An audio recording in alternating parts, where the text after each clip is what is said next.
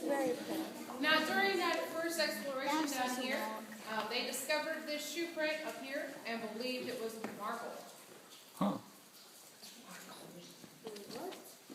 But a town was built here 15 years later for the Marble Caves Mining Company. They hired a geologist to tell them they had discovered limestone and not marble. Well, that was disappointing, but they had a backup plan, which was the back guano. Now, the piles were large enough, it took 4.5 years to dig it out. And it was sold for $700 a ton in Arkansas, used for two reasons: high in nitrates, so it was used for gunpowder and fertilizer. So when all the bat guano was gone, the mining company had no use for the cave, and they sold it for $10,000.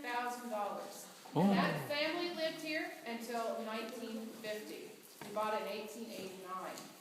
Well, that same year, the Herschels took over the cave. They brought 8,000 people that first year and decided to build a recreation of a mining town named Marble Cave Park, highlighting the local crafters.